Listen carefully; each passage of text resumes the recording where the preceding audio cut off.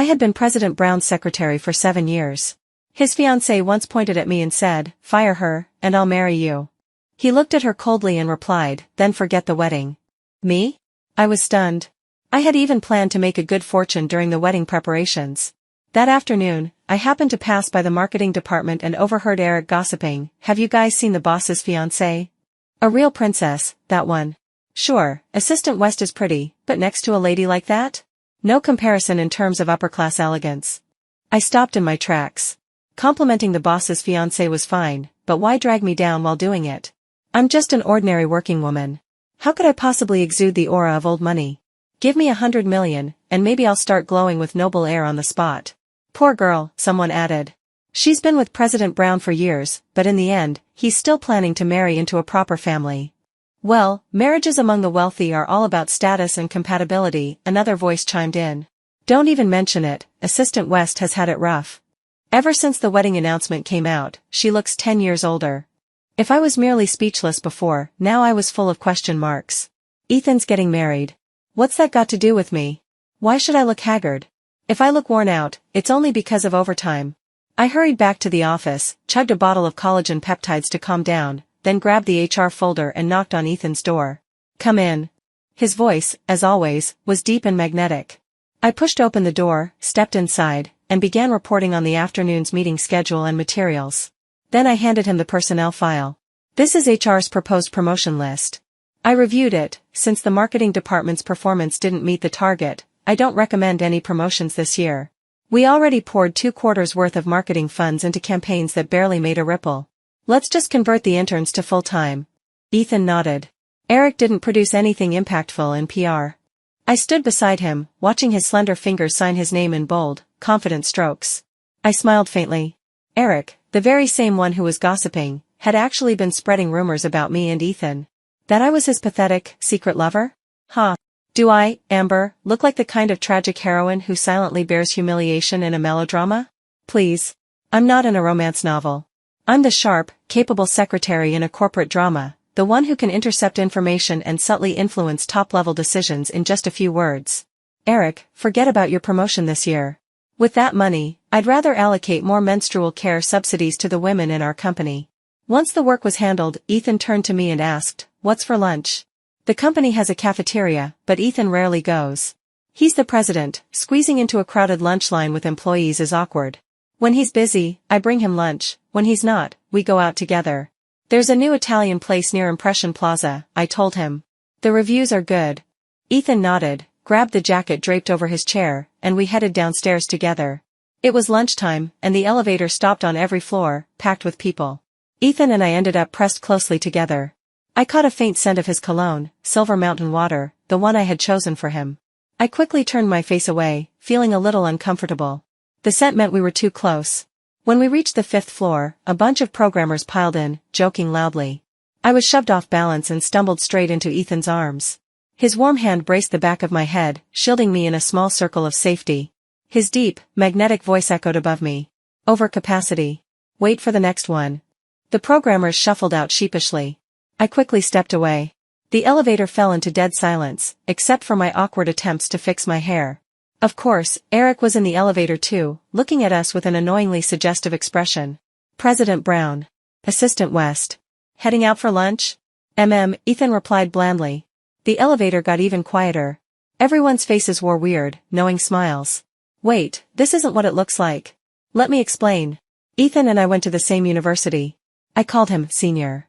We worked on projects together. He had excellent grades, and following him helped me win national awards. After graduation, joining his company was a logical step. I always knew he was a powerhouse. If he ever took the company public, I might even get some stock options. Our relationship was simple. Dull. Smelled like capitalism. Not even remotely romantic. Inside the restaurant, soft violin music played in the background. I browsed the menu while Ethan rested his chin on his hand, watching me. Dressed in a tailored black suit, his features were sharp and refined. A few nearby tables couldn't help but sneak glances. Objectively speaking, his face could outshine most romance novel male leads. And unlike them, he wasn't difficult to please. I picked the dishes, he never complained, never nitpicked. He just ate whatever was served. The waiter came over. It's Thursday. We're offering a couple's special today. Includes a complimentary dessert. Would you like that? I glanced at the menu. It was a good deal, the baked lobster alone cost almost as much when ordered separately. Let's do it, I said. Ethan tapped the table in agreement. Very well, sir. The waiter took the menu from my hand and placed a rose in the vase in front of me. Only then did it hit me, he's engaged. President Brown, maybe we shouldn't have ordered that, I said cautiously. He raised an eyebrow at me. Why not? Didn't you say it was a good deal? I'm not a fool. I'm not paying extra just to order you baked lobster a la carte. My face turned red. Crap, he saw right through me. He knew I was just here for the lobster. After our meal, Ethan went to pay. I was still debating where to grab coffee when a shadow loomed over me. It was Colleen, his fiancée, dressed head to toe in designer labels. What are you doing here? She snapped. You can even afford to eat here? I gave a guilty smile. Not really. That's why I tagged along with the boss for a free meal. And you got the couple's set meal too? Her face twisted with fury as she spotted the man at the register. You. Wasn't me. He ordered it, I replied. You'd better give me an explanation. Colleen snatched the rose from the vase and flung it at me. How was I supposed to explain? That I'd been arranging President Brown's meals for nearly 7 years and had dragged him to all the best restaurants in the city? I'd get arrested. Panicked, but still a seasoned secretary, I put on a professional smile. The boss wanted to bring you here, but he was worried this place wouldn't match your standards. So I came ahead to scope it out. Colleen hesitated. Really? I gestured to the full table. Otherwise, why a couple's meal? She frowned, glared at me, then huffed. Lucky you. Don't let me catch you eating with my fiancé again, or your job's gone. I shivered. Forget about not eating with Ethan. Even if I had to skip lunch entirely, I needed to protect my paycheck. After Colleen's warning, I sensed a looming career crisis. As a female secretary, I had to maintain professional boundaries with my male boss. I always thought I did well. After all these years, I never once had improper thoughts about Ethan. Even if I accidentally touched him, I'd immediately stand straight and apologize. But apparently, his fiancée didn't think I'd done enough. So, I had to make adjustments. I stopped joining Ethan for lunch. Instead, I ordered delivery for him every day. A week passed like that. After one meeting, he looked at me meaningfully and said, I don't want takeout anymore. Understood. The following week, I scheduled all his lunch meetings with clients and board members. No more takeout. Now he drank with old men every day. Within 2 days, he messaged me on DingTalk, Amber, I don't want to keep drinking with old guys. How coincidental. Colleen was also messaging me on DingTalk. Who knew how a rich heiress got on that app? Every morning, she bombarded me with new messages. Why hasn't Ethan taken her out yet? Was I, the evil supporting character, manipulating his calendar? Turns out, I controlled their dates too. Fine. I added a romantic dinner to Ethan's calendar for that evening. Same Italian restaurant. Pre-booked the couple's special. Even ordered them a bottle of wine. CC'd him on the invite. He read it, and didn't respond. It wasn't until much later, nearly closing time, that Ethan finally approved the dinner appointment. Ethan, I reminded him, you have a date tonight. He looked up. Same restaurant as last time? Yes. 6 o'clock, I confirmed. Ethan simply replied, okay. That evening, I watched from the 19th floor office window as he, impeccably dressed, stepped into his Bentley. Ethan was off to have wine with a beautiful young lady. Colleen was finally getting her date with her fiancé. And me? I'd kept my job. I boarded the subway and imagined Ethan and Colleen dining at that Italian restaurant, elegantly dressed, sipping French wine, enjoying the couple's meal. For some reason, the thought irritated me. Ugh. Damn capitalism. That night, Ethan DingTalked me. Ethan, come over. We've got work. Amber, sir, it's 9 o'clock, that's not really appropriate, is it? He answered with action, not words. Labor law meant nothing to him. He straight up kicked my door. Back then, I'd agreed to rent the apartment next to his because the company offered a housing subsidy. Looking back, I must have been out of my mind. Once the door opened, Ethan strolled into my place like he owned it and sat gloomily on the sofa. Quick meeting, he said darkly. I resigned myself to fate and opened my laptop. My schedule had been a disaster lately. In his beautiful, fox-like eyes, I caught a flicker of anger. It's about the meal arrangements, he said coolly. Anything I should know? Ethan gave a cold laugh. What do you think? I glanced at his handsome face. His left eyelid was twitching. He was really mad. I gently closed my laptop and knelt down. If this is about the dinner tonight, your fiancé's been hounding me on DingTalk for days. He narrowed his eyes. Why does Colleen even have your DingTalk? Yep. That's everyone's first question. I wish I knew, I muttered. He exhaled sharply. She's not my fiancée. If you keep mixing personal affairs into work, you're done. A thunderbolt hit me.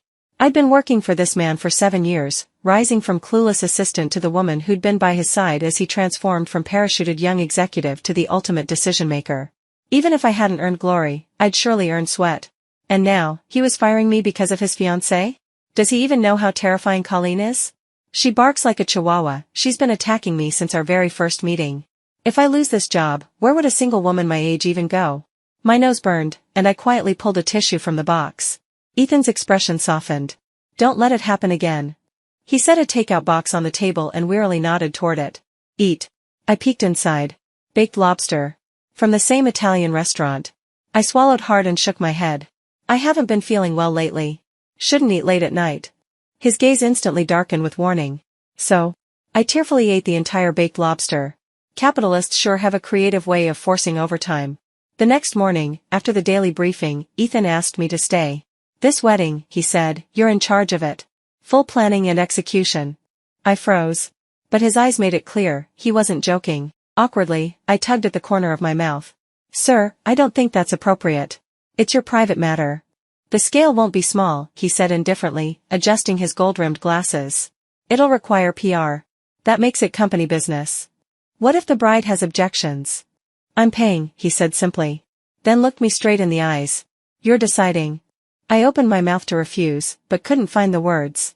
After all, being a secretary means operating in a gray zone. Life assistant duties are included. Ethan wasn't exactly helpless, but still, I made most of his lunch decisions. When his house was being renovated during a product launch, I was the one who found the designer and oversaw the process. But marriage, that's a different beast entirely. I couldn't even explain why my chest felt tight. I hadn't even been in a relationship, and now I was arranging Ethan's wedding to the Chihuahua? I was running around, coordinating everything, while she donned a pure white gown and married with flair. People were still whispering that I was Ethan's secret lover of 7 years. With this, my supposed role would be even more tragic and humiliating. Ethan. You really don't do a single thing like a normal person. I was full of resentment, but I was just an employee. Reluctantly, I opened a new project document. What's the general time frame and budget? I asked. You decide. And the budget? 30 million, he replied casually, lounging in his executive chair. I froze. How much? 30 million. I shot up from my seat, took a few shaky steps, grabbed my teacup, and took a deep sip to steady my wildly excited heart. Then I returned to the couch and sat like a lady. 30 million. And I was in full control. I'd never handled a project of this size. Weddings are endless loops of tasks, with countless hidden budgets. All the tendering, all the negotiations. So many opportunities for kickbacks. Amber, your golden days are coming. Marry quickly, I said. The sooner the better. My fingers flew across the keyboard as I began drafting the wedding plan. President Brown, I said solemnly, I guarantee you a glamorous, unforgettable wedding. Naturally, Ethan threw me out of his office after that, with a sharp, get out. Didn't matter. He was now the person I loved most in this entire world. My father, even. So what if he wanted to marry Colleen? I, Amber, would accept her as my new mother. Love triangle? Melodrama?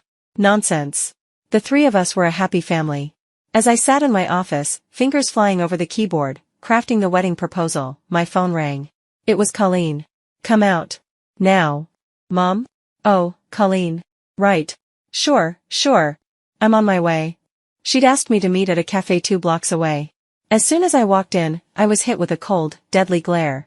Arms crossed, she looked ready to skin me alive. Hello? What's going on? I asked carefully, pulling out the chair across from her. She slammed her phone onto the table. Ethan told me yesterday that he's not going to marry me. Care to explain that? Everyone in the cafe turned to look at us. I was dumbfounded. Ethan's not marrying you? Shouldn't you be asking him? What's it got to do with me? Colleen grabbed my chin and yanked me forward. You've been whispering in his ear, haven't you? Pretending to set up dates, but actually trying to break us up. I'm not without temper, but her claw-like nails made me hesitate. I swear that's not true, I said quickly. Just this morning, he even said he was going to spend 30 million on your wedding. 30 million, she gasped. You're serious? You're my one and only, sis. I darted away, removing her hand from my face. She blinked, trying to process it. You're not lying to me again, are you? Of course not. I showed her the project plan I'd just finished. The whole process is already underway. He's eager to marry you. I'm looking forward to that day, too. Colleen's eyes narrowed in suspicion. You two aren't planning to steal my dowry, take my family business, then kick me out, are you? Cut back on the romance novels, I muttered. She sneered and gave me a condescending once-over. Then a calculating light flickered in her eyes. Well then, come with me, she said sweetly. Let's go pick out some wedding supplies. She stood, her tight dress outlining every curve. With her platinum handbag on her arm, she radiated power and money. It was a proper ambush. Colleen took me to Hermes. As soon as she walked in, the staff ushered her into the VIP room. With a snap of her fingers, she declared, I want to order bridal jewelry. A clerk brought out the catalog, bowing slightly. Assistant West, have a seat. Colleen removed her sunglasses and patted the spot next to her, smiling with hidden malice. I sat down nervously. A girl like me, raised on 1688 and Pinduoduo, needed real courage to walk into Hermes. Colleen laid the album across my lap, flipping through each page and commenting. Which one do you like, Assistant West? I gave a sincere answer. They're all beautiful. Look closely, she sneered. After all, it's not like you can afford to buy them. Or even look at them. That hit a nerve. I can always Google, I said coldly. She froze. I smiled. Everything's online now. Hermes included. And rich people love sharing their purchases on Xiaohongshu. Colleen glared at me like she wanted to eat me alive. What are you staring at? I said calmly. You do realize it's the digital age now, right? Working-class girls have seen it all. We sparred in silence until the clerk jumped in helpfully. This is our latest limited edition set. The diamonds are stunning. Both of us leaned in. Head to head, we stared at the dazzling full-set diamond necklace stretching from neck to navel. Our eyes sparkled. How much? We asked in unison. After discount, 10.68 million. My sparkle died instantly. Hers didn't. She even tapped the page with her ridiculously long nail. Do you have the physical piece? We only have the matching bracelet, the clerk replied. Bring it out. Colleen tried on the $1 million bracelet under the spotlight and gave me a smug glance in the mirror. I lost. Completely. Damn it, those diamonds were really shiny. In that moment, I felt a part of my noble, frugal soul crumble under capitalism's sparkling weight. Beneath the blinding glow of diamonds, I felt utterly small and powerless. My face must have shown too much regret, humiliation, and a flicker of defeat, because Colleen's pride swelled even further. She casually pointed at a pair of sparkling heels. Try these on. The clerk knelt, ready to help her into the shoes. Colleen lounged back on the sofa, crossing one leg over the other. No, she said, lifting her chin with malice in her eyes. I want her to do it. Her gaze locked on me. Assistant West, are you free? Good God. Was humiliating me her new addiction? Did I look like I was into public degradation? I pulled out my laptop on the spot and started drafting an Excel budget sheet. Put them back, I said. We're not buying those. Colleen blinked. She hadn't expected me to reject her. What did you say? You just dropped over 10 million on the necklace, I said calmly. My budget's tight. We'll save where we can. Shoes get covered by the dress anyway. Her face was a whole series of question marks. What are you talking about? I bullshitted with the utmost sincerity. The 30 million budget isn't just for you. There's the banquet, the venue, stage design, decor, flowers, wine, guest transport, and lodging. Given your status, I added, a huge chunk goes to PR. So, yeah, things are tight. I can't approve those shoes. Colleen shot to her feet. Why would I need your approval to buy my wedding shoes? I spread my hands. Because the wedding's my project now. She was so furious, she grabbed her Hermes purse and looked like she might hurl it at me. All the money goes through me. I shouted. Throw it if you want, but even if you smash the necklace, it won't change a thing. Colleen paused. A sliver of reason held her back. But her face was filled with regret, rage, and indignation. I grinned. Beg me. Come on. Say please. She snapped, just wait. I'm telling Ethan. Then stormed out, heels clacking, platinum bag swinging behind her like a war banner. I sat there sipping the tea the clerk had brought and tried on those heels. They actually looked great. One day, once I skim a little off this wedding budget, I'll buy myself a pair. As I stepped out of the store, my phone rang. Ethan. This bastard. After everything I went through because of him? Just hearing his voice made my blood boil. I didn't even want to pick up. You weren't in the office this afternoon, his voice dropped several degrees. No leave request. No clock out. Right. This bastard is still my boss. I was outsourcing wedding items. Moments later, his champagne-colored Bentley appeared in traffic. I slid into the passenger seat and glanced at him. His expression was calm, collected. Clearly, Colleen wasn't treating him the way she treated me, like a chew toy. His gaze drifted to me. What did you source? Jewelry. He raised an eyebrow. What jewelry? A Hermes diamond set. 10.68 million. 10, Ethan nearly short-circuited. But he was still a domineering CEO, after all. Maybe lacking in other areas, but not money. He propped his elbow on the window, swallowed whatever he was going to say, and muttered, if she liked it, then fine.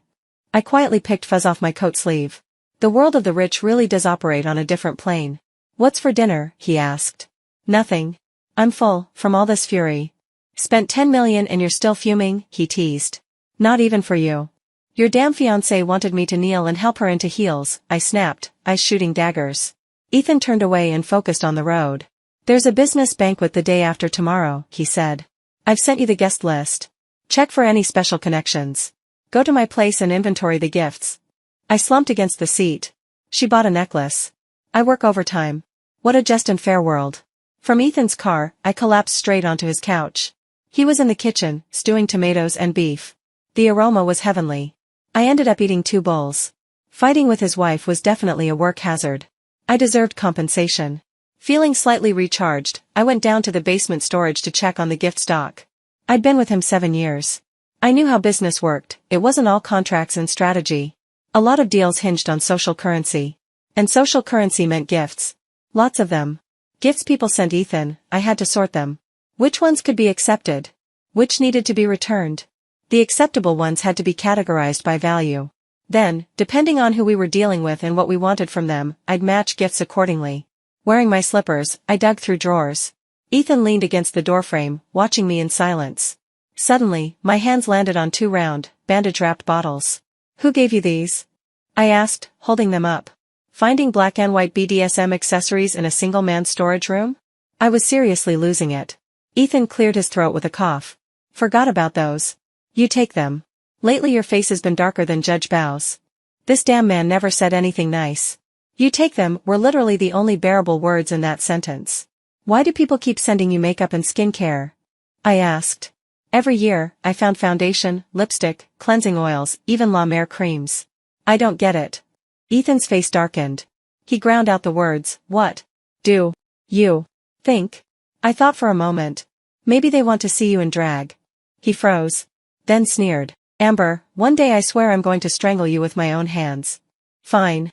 Go ahead. At this point, death wouldn't even faze me. What kind of circus is my life, anyway? Just as we were bickering over gift logistics, the doorbell rang. And through the intercom came a sugar-sweet voice, Brother Ethan, I brought you some freshly baked cupcakes. My entire body broke out in goosebumps. Colleen had 2 faces, and I just witnessed the other one. I pointed upstairs, then to the storage room. Whispered, you go. I'll hide. What's this? Since when do you like playing thief? I clapped a hand over his mouth. She sees me here, and I'm toast. Nothing will clear my name. Clear your name of what? Ethan's deep, raspy voice curled like velvet in the air, darker and more seductive than a midnight radio host. Even his breath brushed against my palm, hot and tingly. I snapped to attention and yanked my hand behind my back. Swallowed hard. Just, you know. No. I don't, Ethan said flatly. Aren't you here to pick out gifts? What are you hiding for? He licked his lips slowly. Or, are you harboring thoughts you shouldn't have about me? I immediately covered his mouth again. If I had a needle and thread, I'd sew it shut. Bro, seriously, you didn't hear your wife calling you for cake? Ethan rolled his eyes, shook me off, and went to open the door. I stayed exactly where I was. Because I wasn't stupid. I didn't want to go another round with Colleen. 1 per day was enough. 2, and I'd die young. My plan was perfect, stay in the basement until they finished chatting. But alas, Colleen wasn't stupid either. The moment Ethan opened the door, she charged in. Brother Ethan, why did it take you so long? Is someone here? Her voice echoed upstairs, as she began opening doors like a SWAT team in a soap opera. What are you doing? Ethan clearly sounded annoyed. He was territorial, private. He didn't even let cleaning ladies in unless he was at work. Now Colleen was rummaging through his place like a wild raccoon. I told you, I brought you cupcakes. There's a new place near Eantai Mall. I waited forever to get them. Well, you delivered them. Now go home. What's with the home invasion? I heard footsteps coming downstairs. Panic surged through me. The basement was a 4.5-meter high tea room. Open. Spacious. No cover. Nothing to hide behind. She reached the stairwell. And there I was. Exposed. Amber. You despicable bitch. Ethan. Why is she here? Ethan's lips thinned into a line. What did you just call her? I said. Say it again. Colleen took 2 steps back, barking fiercely but already retreating like a cowardly puppy. Why is Amber here? Seeing the 2 of them locked in a shouting match, I quietly slipped past them, holding a bottle of black and white bandage-laced gift in my hands. Excuse me, coming through. I'm actually here, for work, I said, edging around. Colleen leaned half her body out to block me. Work? You need to work at your boss's house now? Have you no shame? Work, she sneered. What's that thing in your hand? Do you think I don't know? Honestly, even I had to admit, holding this S&M looking thing didn't exactly scream office professionalism. But hey, I couldn't find a plastic bag downstairs, okay? I quickly hid it behind my back and scrambled for an explanation. Don't get the wrong idea. This is from my boyfriend. You have a boyfriend? Ethan muttered a curse in English. You're her boyfriend, aren't you? Colleen shrieked like a kettle hitting full boil. What is this mess? The whole situation was descending into full-blown chaos. Ethan. Kick that cheap slut out of here, she screamed, lunging forward, hand raised to slap me. Watch your mouth, Ethan barked, stepping protectively in front of me. She designed and supervised this entire house. She can come and go as she pleases. Who are you to barge in here in the middle of the night and yell at her? Who am I? Who am I? Colleen's eyes filled with tears. I'm your fiancée. Ethan snorted. Says who? Colleen stared in disbelief. You're denying me now? Because of this tramp? A vein popped on Ethan's temple, but his face contorted into a smile. Still can't call people properly, huh? He rolled up his sleeves and opened a nearby cabinet. Shit. I knew that look, he was actually pissed. Time to leave. I'll just let you 2 sort this out. I've got things to do at home. Then I saw what he pulled out. My knees nearly buckled. A riding crop. He smiled gently, adjusted his glasses, and said in the softest tone, Colleen, I've treated you like a little sister since we were kids. And I've always liked you. But tell me, when did it become okay to interrupt your elders? The crop cracked loudly against the cabinet. He took a step toward her. Then another. No manners? That's fine. Tonight, Big Brother will teach you how to talk to people. He took off his glasses and raised the crop. In my head, only one thing echoed, holy shit. Even Colleen was stunned. This high society princess had clearly never encountered such theatrics. She screamed and ran toward me. Help. With zero dignity, she buried herself in my arms. President Brown. I cried. That's domestic violence. Ethan looked like he was genuinely ready to break the law. Colleen. Get out here. Let's see if I don't beat that filthy mouth of yours clean. Assistant West. He's hitting me, she wailed in my arms like a siren. Oh. So you do know how to act respectful. Ethan silently loosened his tie. Let's settle this tonight, he said. Better than arguing day after day.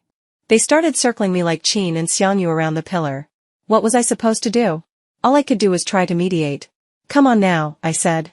It's late. Don't hit the kids. Let it go. This is all your fault, I added with a sigh. Ethan genuinely looked like he wanted to whip her. Hard.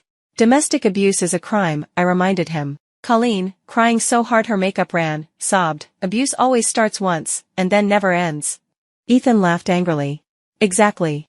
So do yourself a favor and end this now. Cancel the wedding. I won't. God, that mouth of hers was made of steel. She screamed and ran. Ethan chased after her, crop in hand. I could see she wasn't getting far. In a panic, I ran up and hugged Ethan from behind, wrapping my arms around his waist. Don't. You'll break the child if you hit too hard. Ethan froze in my arms, falling silent. Colleen reached the front door. Leave the cake, Ethan barked coldly. Still sobbing, she placed the box of cupcakes on the threshold and screamed, Ethan, you'll regret this. Then she slammed the door so hard the sound echoed throughout the massive villa. Ethan didn't move. For a long time, neither of us spoke. Finally, I exhaled in relief. So close. I'd been bracing for another round of battle, but Ethan just skipped the foreplay and launched the boss fight himself, smacking Colleen's dog head straight into the dirt. Brutal. This man, who'd gone from rage to calm in my arms, reached up and ruffled my hair. Don't be upset, he said softly. No one gets to talk to you like that. His eyes lowered, gaze tender. I'd been pretty miserable earlier, being barked at like a rabid dog, but now, seeing Ethan defend me with crop in hand? Strangely satisfying. I couldn't even feel the bitterness anymore, just a tinge of amusement. I smiled. And right then, our eyes met. His face was teasing, lips curled in a smirk. Feeling better now? Huh? He leaned back against the bar counter, took my hand, and gently pulled me into his arms. You're quite huggable. You weren't letting go. I quickly let go and stood up straight, shaking my head like a bobblehead. Sorry. Won't happen again. Ethan raised an eyebrow. We've known each other almost 10 years. Who would have thought you had it in you to fight? I gave a pained smile. I don't hit my wife, he said casually, picking up Colleen's cupcake and shoving it into my mouth. His dark eyes locked onto mine. I'm really good to my wife. Lying in bed that night, my heart still fluttered. His words echoed in my mind, I'm really good to my wife. And the way he looked at me when he said it, like he meant me. I was still daydreaming when my phone lit up. A WeChat from Mom. She asked for money, for my brother's medication. It hit me. Today was the 5th. I transferred $3,280. She accepted it. That was it. No thanks. No chat. I scrolled through our message history. Hardly any conversation. Just transactions. Suddenly, reality came crashing down, washing away every rosy thought like a bucket of ice water. I curled my arm under my head. Ethan never said he liked me. He always frowned when he saw me, like I was a nuisance. His tone was always cold and sarcastic. Constantly making me work overtime like a slave. There wasn't a shred of romance between us. Only money. And we'd known each other for years.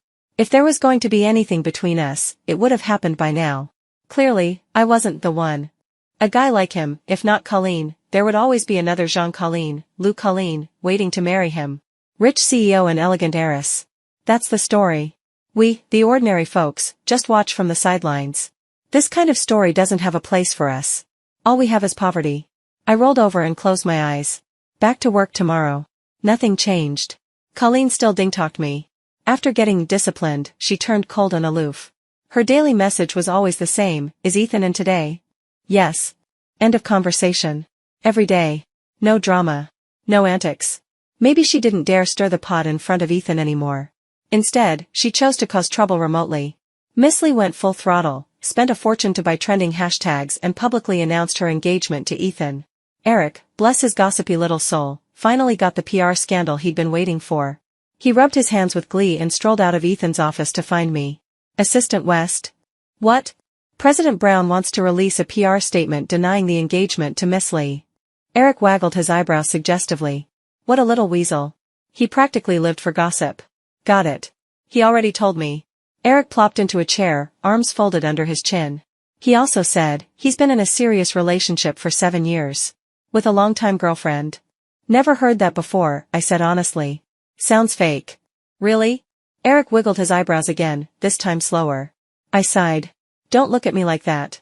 It's obviously not me. If I were the boss's girlfriend, I wouldn't be showing up to work every day. I don't think it's anyone, I added.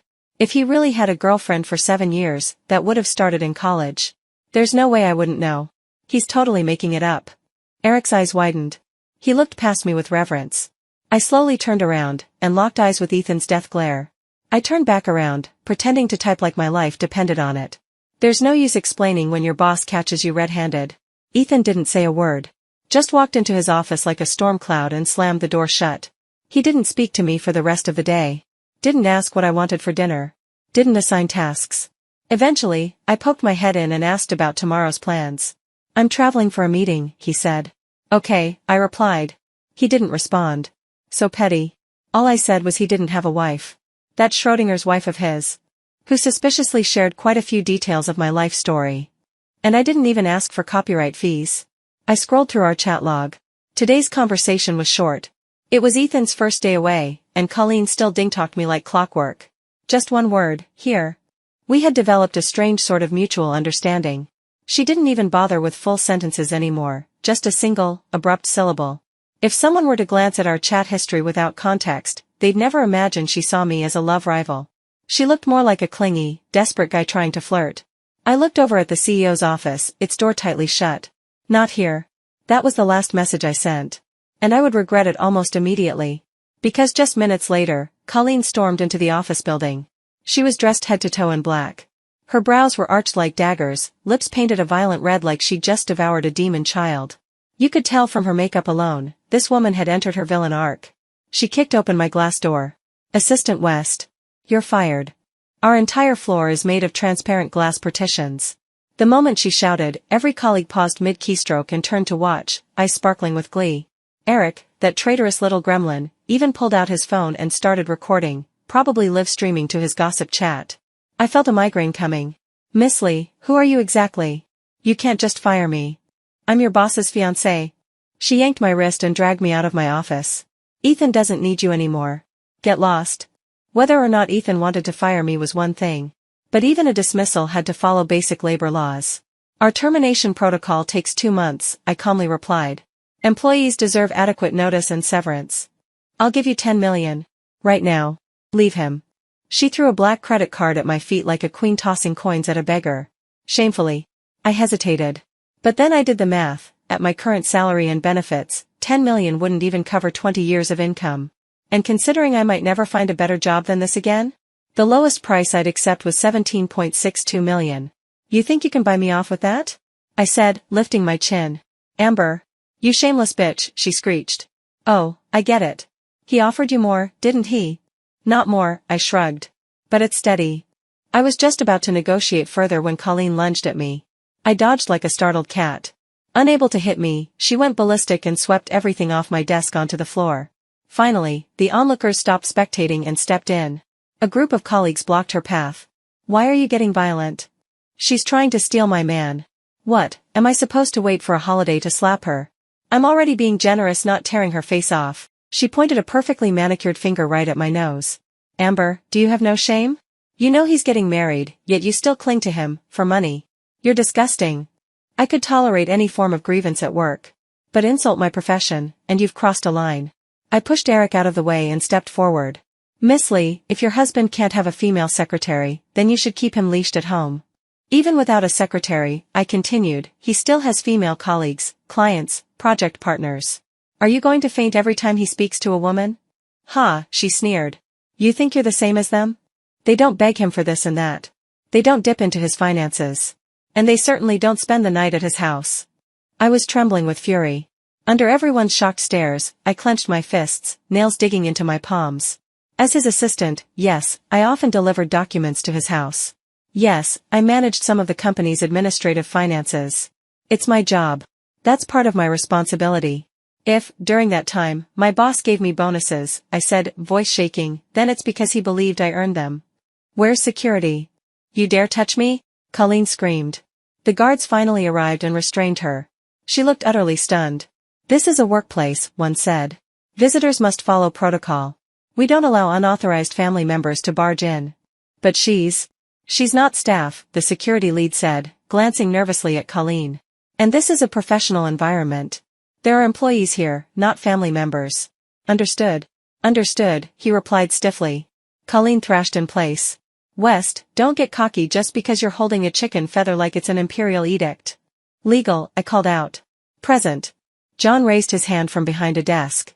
Miss Lee came into the company and caused damage to property, he said, typing furiously into his laptop. That's grounds for compensation. Not to mention disruption of business operations. Sue her, I said coldly. Unbelievable. Colleen snapped.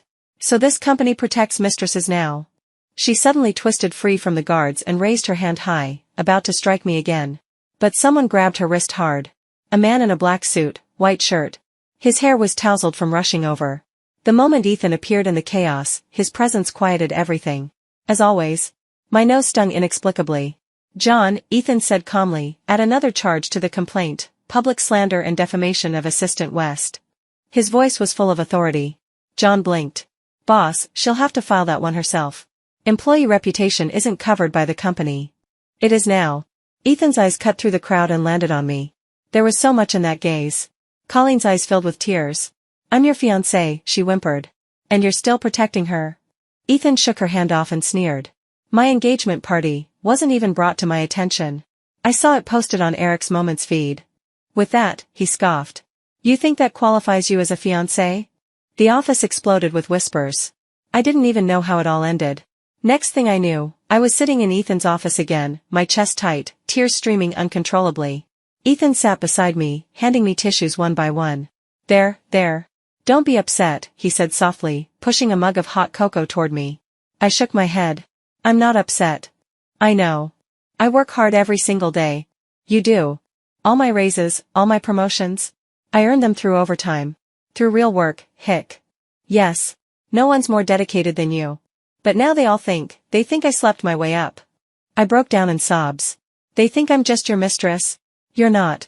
He pulled me gently into his arms. The truth shines through, Amber. Everyone here sees what you do, how much you've done. Really?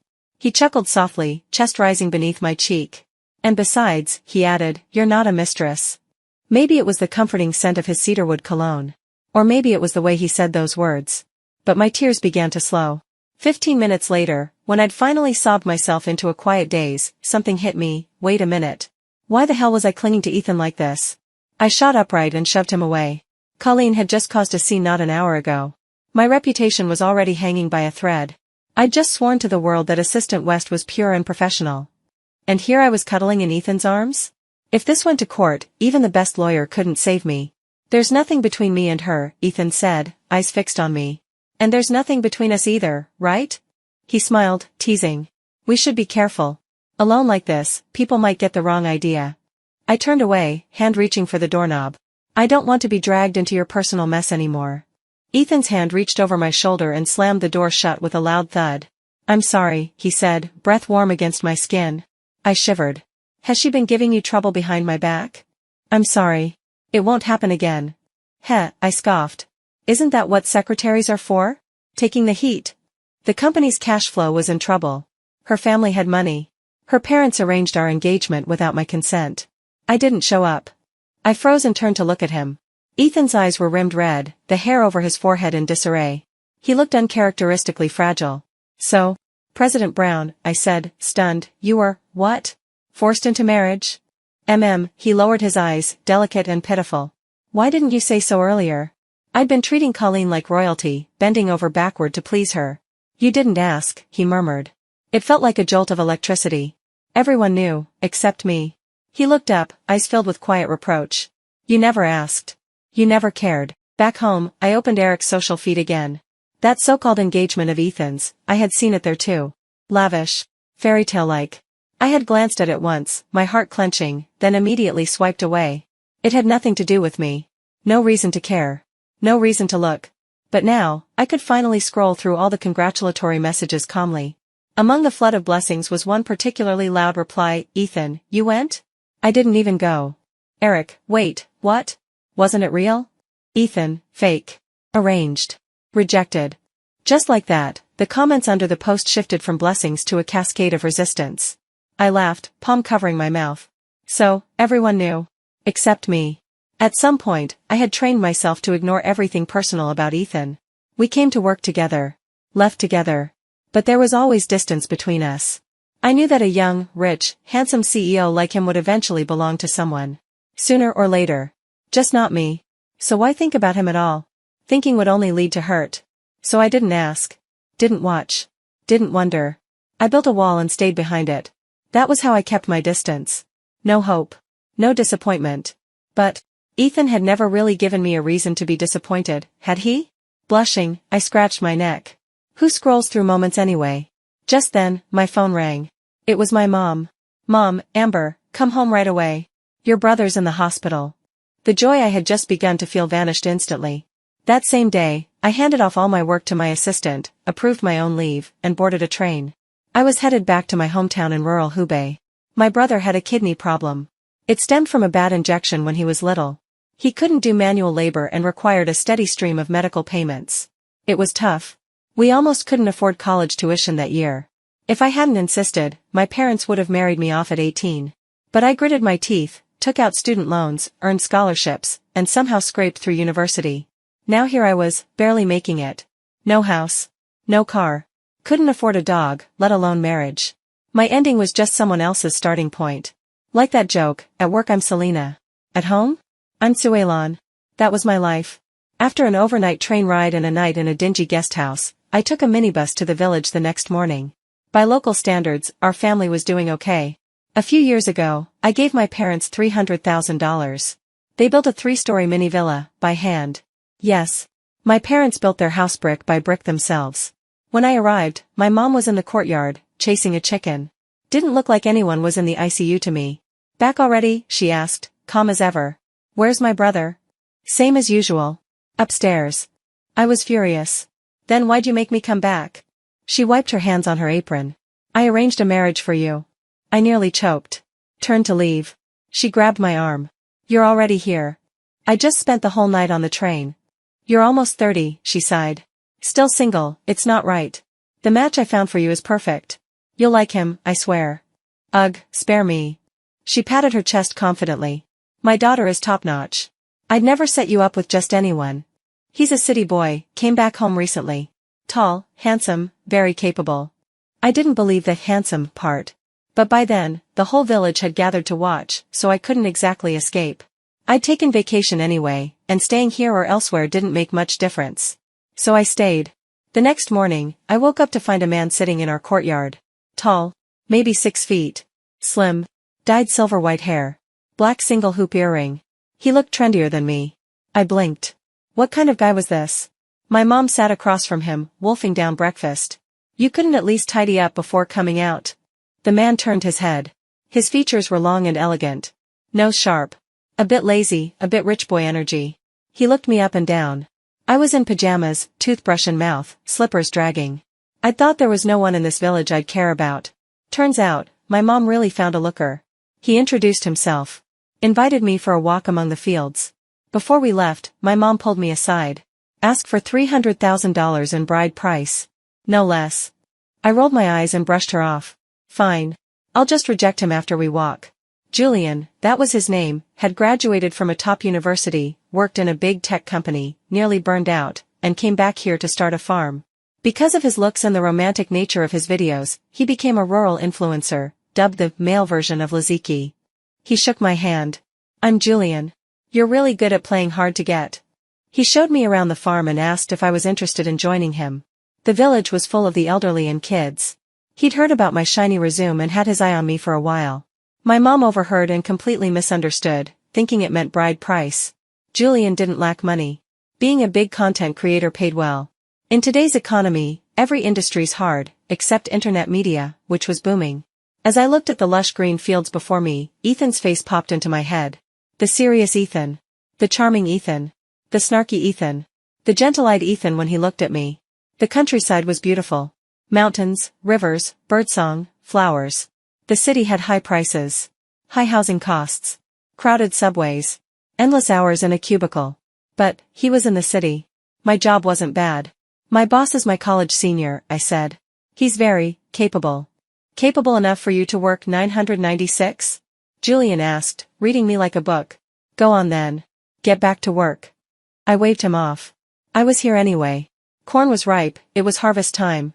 As I picked corn in the field, my phone rang. It was my mom. Annoyed, I hung up. She called again. And again. On the third call, I finally answered. What? A pause. Your husband is here. She sounded breathless. Reverent. Terrified. Where are you and that other boy? Hide. Now. What? You never told me you were married, she muttered. I was setting you up with someone else, and now your husband's here. Great. I asked, what did you say to him? I told him you were on a date. He stormed out immediately. Looked like he was gonna fight someone. My heart dropped. I looked up, and there, charging across the green cornfield, was Ethan in a pitch-black suit. Without thinking, I crouched down in the crops. Come out. I crouched lower. Are you hiding because I have a knife? He sneered. Only then did I peek an eye out from behind the corn stalks. Seriously, he scoffed. So, it's true. You're dating a male influencer? Planning to quit? No. I won't approve it. Give up on the idea. He yanked me out of the corn. His hand was warm. I instinctively struggled. Didn't work. Don't bother. No use. His gaze locked on me. The sun above was harsh, stinging my eyes. He pulled me close. Amber, I'm good to you. Don't tell me you don't feel it. You're a great boss, I choked out. I'm not your boss. His eyes turned red. 7 years. 2,847 days. Breakfasts, dinners, seasons, years. You can't keep calling me that. 2,847 days. So long already? He cupped my face and gently wiped away my tears. All these years, don't tell me not even once, not even for a second, you thought about me. I opened my mouth. And memories I thought long buried, suddenly came alive. I scrolled through our chat history. Today's conversation was so short. It was Ethan's first day away. Colleen, as usual, pinged me on DingTalk. You there? We had become so familiar with this routine that she didn't even type full sentences anymore, just that one phrase. If someone looked at our chat log, they'd never guess this was a wealthy heiress treating me like a romantic rival. She looked more like a desperate guy trying to flirt with a cold girl who kept ignoring him. I glanced at the tightly shut office door. Not here. That was the reply I most regretted sending. Because very soon, Colleen stormed into the company. She wore all black today, arched brows, blood-red lips, a full, villainous has snapped, makeup look. She kicked open the door to my office. Assistant West, you're fired. Our entire floor is made of glass-walled conference rooms. At her shout, every coworker put down their laptops and turned to stare. Eric, that bastard, even whipped out his phone to start recording, probably streaming live. I had a splitting headache. Miss Lee, and you are? You're fired, she snapped again. I didn't realize you were my boss. I'm your boss's fiancée, she screamed, grabbing my wrist and yanking me out of my office. Ethan doesn't need you anymore. Get out of here. Whether Ethan needed me or not was up to him, but termination still had to follow basic labor law. In this company, we follow due process, I said calmly. It takes 2 months to dismiss someone formally, with proper notice and severance. I'll give you 10 million, she declared, flinging a black credit card at my feet. Leave him. Right now. Shamefully. I was a little tempted. But based on my current salary and benefits, 10 million could only buy out less than 20 years of my career. Given how unlikely it was for me to find a better job again, my lowest asking price would have to be 17.62 million. I did the math silently. You think you can buy me for that price? I scoffed. Amber, you ungrateful. Oh, I see. He's giving you even more, isn't he? Not exactly more, I replied. But it's stable. I was just about to negotiate when she lunged at me. Luckily, I dodged like a ninja. Unable to reach me, she went berserk and swept all the items off my desk, sending them crashing to the floor. Finally, my coworkers stepped in, forming a wall in front of me. Why are you hitting people? One shouted. She's stealing my fiancé. Colleen cried. Should I schedule a day to slap her? Should I be grateful I haven't torn up her face yet? She jabbed a finger at my nose. Amber, do you have no shame? You knew he was getting married, and yet you still clung to him, for money. She spat each word with venom. You ruined someone else's family. How disgusting are you? I could endure insults. I could endure misunderstanding. But when she insulted my profession, she crossed a line. I stepped out from behind Eric and pushed his shoulder aside. Miss Lee, if your fiancé can't have a female secretary once he's married, perhaps you should chain him up at home. Even without a secretary, I continued, he still works with women, female subordinates, female partners. Are you going to faint and scream at all of them? Ha! As if you're the same as them, Colleen sneered. They don't cling to him for this and that. They don't ask for money. And they certainly don't spend the night at his place. I was shaking with rage. Under the stunned stares of everyone around, I clenched my fists, nails digging into my palms. Yes, as his secretary, I often went to his place to deliver documents. I also managed certain project budgets, that's my job description. My voice trembled. If during that time, my boss gave me additional compensation, it's because he believed I earned it. Where's security? I called out. Colleen's face turned to disbelief as the guards arrived. Company premises are governed by rules, I said coolly. No unauthorized personnel should be allowed entry. But she's... The guard shot her a nervous glance. This is a workplace. We only recognize employees, not family members. Understood, the head of security asked. Understood. Colleen struggled as she was restrained. West, don't act like you're in charge. Legal, I interrupted her shouting. Here. John raised his hand. She caused property damage and disrupted operations, I said. File a lawsuit. John was already typing furiously on his laptop. Absolutely. This counts as more than just damage, she disrupted business. A claim for compensation is fully justified. You're all unreasonable. Colleen shrieked. Is this how your company protects mistresses? She suddenly twisted out of the guard's grasp and raised a hand to slap me. But her wrist was caught midair, by a man in a black suit and white shirt, hair tousled from running. Ethan had arrived. His presence alone quieted the chaos. Just like always, something about seeing him made my nose sting. John, he said, voice authoritative. Add another count to that lawsuit, defamation and slander of Assistant West. John blinked. President, personal reputations aren't our responsibility. She'll have to press charges herself. They are now. Ethan's gaze swept over the room and settled on me. His eyes held too many emotions to name. Colleen's eyes welled up with tears. I'm your fiancée, and yet you only protect that woman. Ethan scoffed, tossing her hand aside. My engagement ceremony? I wasn't notified. I wasn't even invited. I found out from Eric's social media. He paused, voice sharp. And you still think you qualify as my fiancé? The office exploded in whispers. I don't remember how it all ended. When I came to, I was already sitting in Ethan's office, heart aching. Tears streamed uncontrollably down my face. Ethan sat beside me, holding a tissue box and passing me one sheet at a time. There. Don't be upset. He pushed a cup of hot chocolate toward me. I shook my head. I'm not upset. I know, he said gently. You've always worked so hard. I sobbed. My promotions and raises were all from overtime. Wah. Yes, he murmured. You're the most dedicated, responsible person I know. But now, everyone thinks I slept my way up. I broke into loud sobs. They think I'm just your mistress. No, he said, pulling me into his warm embrace. Everyone knows the truth. They see how much you've done, how hard you've worked. Really? I sniffled. He chuckled softly. And besides, you're not my mistress.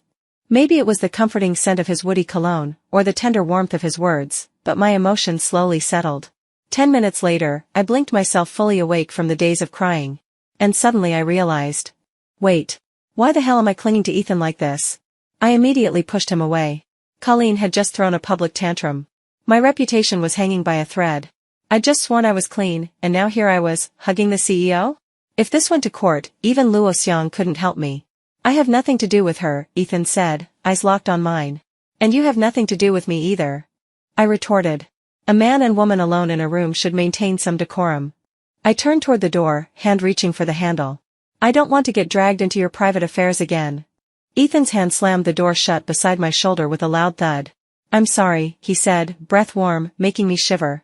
Has she been bothering you all this time? He asked quietly. I'm sorry. It won't happen again. Heh. Secretaries are meant to be bothered, aren't they? I said, sulking.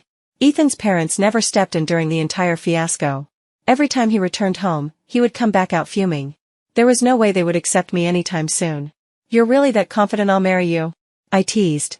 We haven't even dated yet. Then let's not bother, he said. 7 years? I'm almost 30. I can't wait any longer. Ethan held my hand and rubbed his face affectionately against mine.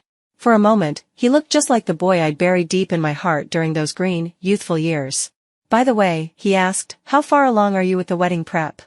Oh, I finished the design tender. Show me. Yes, this file. Assistant West, he said seriously, you don't need to manage this project anymore. Our wedding, 30 million. Not a cent less. What? Afraid I'll try to save you 20 million? I rolled my eyes. Is that really how you see me? Besides, he leaned in and kissed me. Since when does the bride plan the wedding? Leave it to me. I give you my heart, now let me handle the wedding. Epilogue, Ethan's perspective, college days. Ethan first met Amber in his junior year of college. She was brought into his project group by one of his roommates. Ethan had seen many beautiful women, so the first time he saw her, he frowned. He didn't like women who tried to climb up by relying on their looks. To him, that was using beauty as a weapon, treating men like fools. I don't keep freeloaders, he had muttered. Senior, I can do everything, Amber cut in confidently. His frown deepened. But her gaze was direct, bright, warm, and just a little bit anxious. He couldn't tell if she was flirting or being serious. And before he could figure it out, she had already become part of his world. He quickly learned not to judge a book by its cover. Amber was beautiful, but more importantly, she was capable. Extremely capable. When they distributed survey flyers, she could stand under the blazing sun all afternoon handing them out. Then she would process the data in SPSS and produce a clean report. After every group discussion, she would immediately compile the minutes. One time, he reserved a library room for data collection. The next morning when he walked in, she was still in the same spot, wearing the same clothes as yesterday, fast asleep with her laptop in her arms. She's not good at English, a roommate muttered. Barely passed CET, 6 on her second try, and you still give her this much reading? Ethan looked at the thick stack of printed material by her side, all new vocabulary and research papers. But she had finished it. Later, more people wanted to join his group, even professors were recommending their students. That girl Amber isn't a top student or someone close to you. Why not just replace her? Ethan didn't even lift his eyelids. She's my team member. His family had donated a building to the college. When he spoke, no one dared question his decisions. The day their project won an award, Amber rode over on her bicycle to find him. He was being blocked at the cafeteria entrance by the campus belle, who had just confessed to him. Ethan wasn't the type to string people along, but that day, he listened to her long, flowery confession. Because Amber had asked him to meet her there for dinner. He just wanted to see what she would do. She arrived right on time, another one of her consistent traits. As soon as she saw what was happening, she skidded her bike to a stop and blinked in confusion. Then, instead of walking away, she joined the crowd and started watching the drama, cheering and giggling like everyone else. Ethan felt annoyed for some reason. He left the bell mid-sentence and walked straight over. "You said you were buying me dinner." "Yes," she replied warily. "Right here." He raised a brow. "At the cafeteria?" "Yeah. Why not? Come on up." That day, Ethan sat on the back seat of her beat-up bicycle, gripping her waist as they rode through campus. He took her to his favorite hot pot place. She was stiff at first, unsure where to put her hands and feet. But soon, she relaxed, and ate a lot. "Why are you treating me?" he asked casually. "I won a national scholarship," she said with a mushroom still in her mouth, her expression earnest. "Thank you, senior." He glanced at her. The steam from the hot pot made her cheeks flush, lips a soft, rosy pink. They looked very kissable. "Consider it a celebration." When she saw the bill, she nearly fainted, face pale, hands trembling, but in the end, resigned to her fate. Ethan pulled out his black card. He knew students couldn't afford this kind of place. "But I said I'd treat," she insisted, pulling open a little denim wallet with a cartoon sheep on it, trying to shove money into his hand. It was the first time someone had ever argued with him over a bill. Most women who approached him carried LV or Chanel, not a pink wallet with a lamb on it. On the way back, she pushed her bike while walking beside him. "You said you'd let me treat you to dinner," he said. "Don't you have anything else to say?" She paused, then lowered her eyes shyly as the riverside wind whipped around them. "Yes," she murmured. His heart skipped a beat. "Senior, if there's another project like this in the future, could you bring me along?" Ethan's lips twitched slightly. He suddenly realized, she never wore makeup when she came to see him. That night, he went racing for the first time in months. In hindsight, that was the moment everything started to change. He had never been that kind of person before. After the project ended, they had no more formal contact. But Ethan started going to the cafeteria, something he'd never done before. "Yo, senior." He heard her voice ring out cheerfully as he held his tray. Amber was a strange one. When he didn't see her, he missed her. But when he did, he sometimes wished he hadn't. No other girl he knew ever greeted people with "yo." Long legs striding over, he sat down across from her and froze. "What are you eating?" She blinked. "Lunch." On her tray was a single bowl of rice, one huge chili pepper, and a bowl of free vegetable broth, barely anything. "Are you very poor?" he asked, shocked. "Yeah," she replied casually. That was the first time Ethan realized someone could be so poor. Amber didn't dress up, but she was always clean and neatly put together. He had just assumed she was stingy. "But I eat really well at night," she said quickly, as if to comfort him. "I work in the kitchen, we eat like kings." "What?" he blurted. "The kitchen." That evening, Ethan found himself in a dingy staff canteen he swore he'd never enter, watching her rush around in an apron, serving dishes and handling money.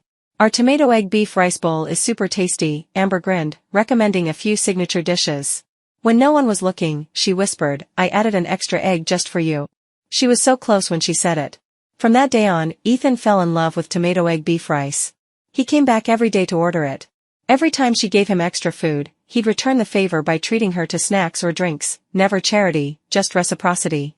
"You're about to graduate?" his father asked. "Anyone you've got your eye on?" "No." "What kind of girl do you like?"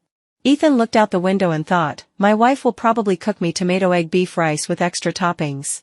One Valentine's Day, he passed by the dorms and saw his roommate giving Amber roses. He froze. He had never imagined someone else might like her. She never wore makeup, always dressed like a boy. But she was beautiful. He watched them chat in the snow. Amber's mouth moved seriously, then she accepted the bouquet. His roommate left. She went upstairs. Ethan didn't absorb a single word in class that day. Over lunch, he casually asked, "So, old Lynn gave you flowers?" "Yeah." "How was it?" His heart pounded. "Pretty good." "Yes or no?" "I'm taking good care of them," she added quickly. "They're expensive this time of year. I'm thinking of reselling them." "You know anyone who'd want them?" she asked seriously. Ethan's throat bobbed. "Me. I want them." Amber blinked. "If it's you, I won't charge." She solemnly handed him the bouquet. "Just don't take them back to the dorm, okay?" Even though Lynn said they're mine now, selling them secondhand might upset him. Ethan nodded seriously. Then turned and took the flowers straight back to his dorm. He sometimes thought he was being a little wicked. But old Lynn never tried pursuing Amber again afterward. So being a little wicked was nothing. College passed in a blur. She spent every day working part-time jobs, studying, saving money. Whenever he looked at her, time seemed to vanish in a blink. One day, he passed her dorm building and saw her on the lawn, crying her heart out. He asked her roommate what had happened. Turns out someone had stolen her scholarship quota. He went straight to the academic office. By evening, she was resurrected, proudly announcing to him, "I got money. 5,000. Look, I'm rich."